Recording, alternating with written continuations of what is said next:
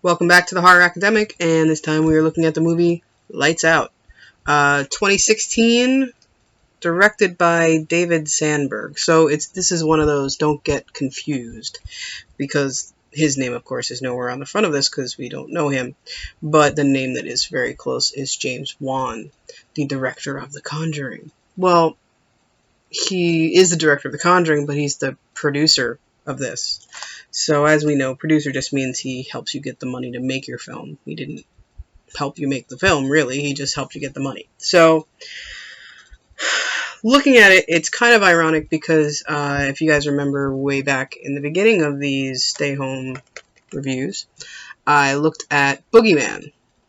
And Boogeyman was a film from earlier 2000s that was put out by Sam Raimi as the producer, but not the director.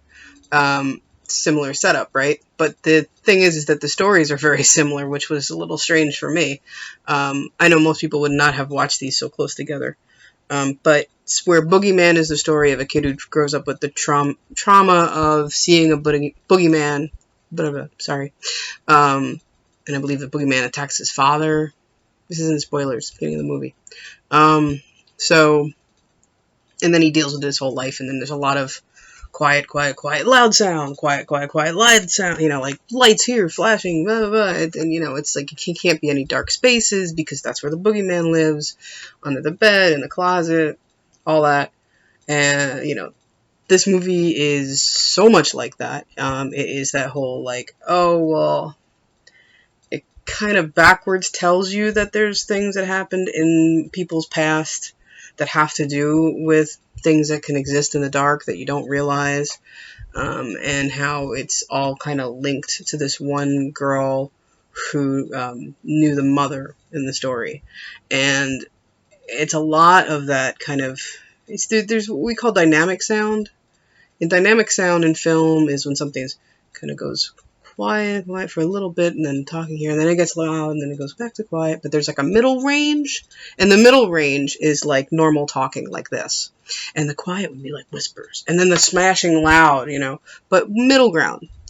And this is this horrible thing that happened, I'm going to say in the 2000s, with especially horror films, where dynamic sound means you have the whispers, and then you have the crashing. You don't have the middle sound. So you spend half the movie turning the volume up to hear what they're saying, and then it just, like, knows that you're turning the volume up, and it, like, punishes you for it, and just screams at you at high pop, and you have to turn it back down. It's not a fan of that. And this film is all about that, so that was a bit rough for me. Another thing is what the creature of this film, the villain of this film, is, for any Doctor Who fan, it's nothing new. It's essentially the Weeping Angels.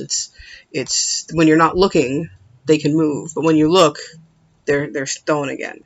And we're in this, it's like a boogeyman kind of thing, where when the lights are off, she can move around and do whatever she wants and be closer to you than you think, and be in the nooks and crannies of the corners where there's dark.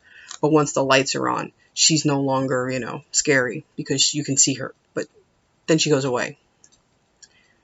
It's that kind of flash of time. Like, you see the shape move in the dark, and then right before you turn the lights on, boom, she disappears.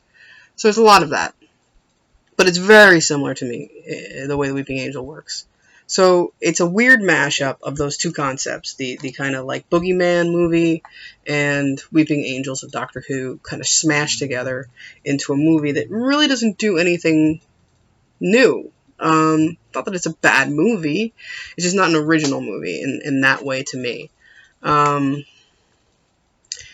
mean, the characters weren't bad, the acting was pretty good, the effects were pretty good until it's that whole thing where there's a reason we want to see the characters kind of from a distance or in blurriness, or it never lives up to what you want it to be when you see it up close, which kind of brings me back to like a really early 2000 movie about the Tooth Fairy, Darkness Falls, which I think I've mentioned probably in the Boogeyman one, which was a similar problem where it's really creepy until you actually see her, and it's like you really wish you hadn't seen her as much. And this kind of has the same thing that it suffers from. But it's a very kind of feral female figure that's the villain. So I mean, it's not that it's a horrible movie. It just doesn't break open any great big new thing, right? It's not like some amazing thing that changes the world of horror. It's decent at what it does, and it definitely fits in, I guess you're gonna say, like this post Saw James Wan world. So The Conjuring and I guess Insidious also, you could say, is falls under the same thing. So I understand why he produced it, because it kind of worked in his banner. But yeah, I kind of think I wanted a little more from this film, from a new director. I want to not just see an okay movie. I want to see something that's going to be totally different than what I've seen before. Okay, and I'm going to put in one little pet peeve. So the central girl, this girl, she's a rocker chick, and she likes heavy metal. And we only know this because, like, her boyfriend kind of looks like a rocker dude, and she wears lots of, like, fishnet and t-shirts with, like, I guess skulls and stuff like that. And her apartment's got posters of rocker stuff, you know, like she's got like a Slayer poster, an Avenged Sevenfold, you know, like some guy told the prop master to, you know, go down to like Spencer's and buy what the metal kids, you know, listen to today, you know, like I feel like this job has not changed since the 80s. It's kind of like the grown-up version of it from The Gate, you know, it's like they're metal kids, so give them metal stuff in their room. And two big issues with that is, the first one, of course, is nobody hangs posters like they hang posters in movies. Like where they kind of overlap in weird ways, that they cover stuff up that you wouldn't cover up if you like the band. And then, of course, you know, I don't think that it's like that the girl couldn't listen to rock or hard rock or metal, but there's something missing.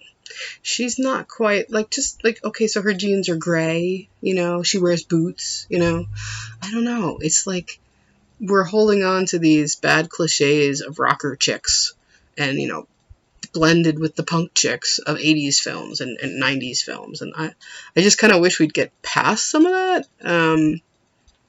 I mean, I guess it's better than every character in every movie listening to pop music, but I don't know where it's getting us in kind of some bizarre feminist streak of metal girls. I don't know if we're advancing at all, but I guess we're included. I guess it's kind of like getting a kid who's supposed to portray something that they're not, like a skateboarder. You know, like yeah, let's dress them like we think a skateboard kid looks. It's the same kind of thing. But this is all like, it's equivalent to me as much as how, like, you know, the propping and how they set dress to make it seem like this girl's apartment. And I'm probably spending more time talking about this than I am the rest of the movie, which shows what I was paying attention to instead of the scares. The scares are alright. There's some good twists. There's some, you know, some good turns that it goes in. There's some unveiling of information. It's all, you know, it's a slow burn. But, yeah, it's still a lot of jump scares and, you know, overusing the kind of dynamic sound. Not awful. Just, you know, nothing to write home about. Check it out if you get a chance, or if it's free somewhere. I think I got this on sale for like $5. You know. But, you know, they're not all winners and they're not all losers. Sometimes they're just like a 4, a 5, somewhere in there. Alright guys, I will see you next time on the Horror Academic.